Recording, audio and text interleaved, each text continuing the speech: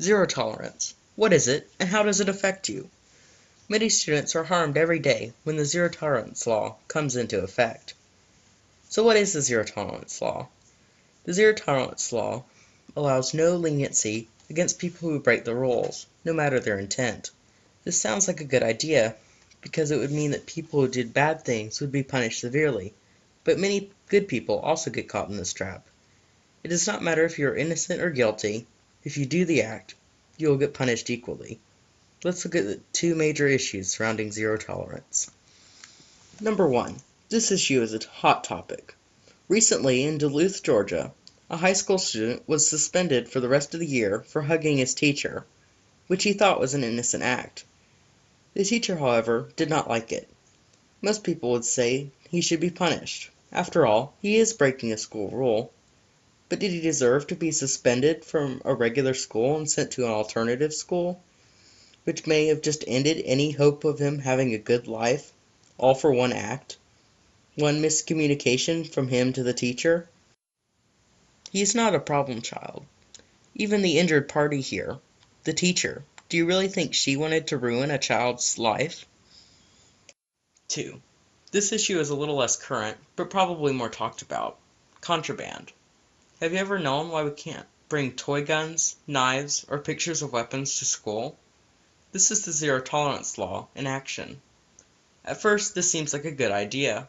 Keep violence out of school, and now school is safer.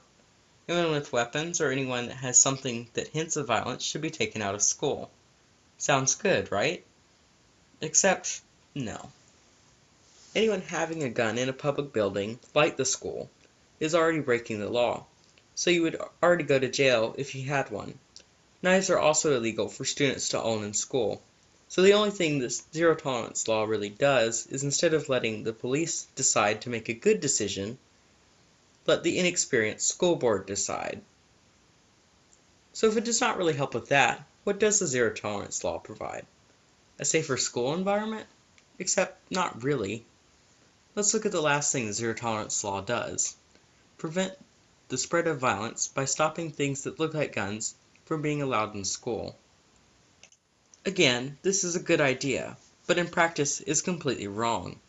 Recently, an elementary school student was suspended from school for eating a Pop-Tart in the shape of a gun and then waving it around. So how detailed was this gun?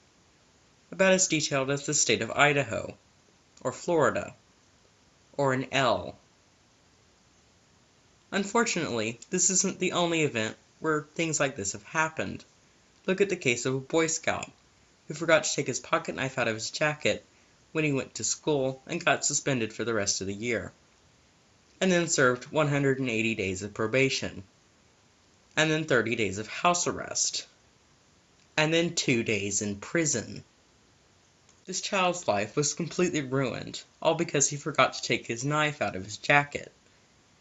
These are only some of the most recent examples of the injustices done by the zero tolerance law.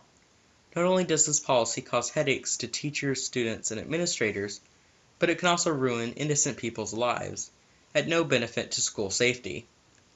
If you wish to learn more about zero tolerance, you can learn more about it at our website, zerotoleranceforzerotolerance.weebly.com, or just type it into Google and do your own research. Thanks for watching.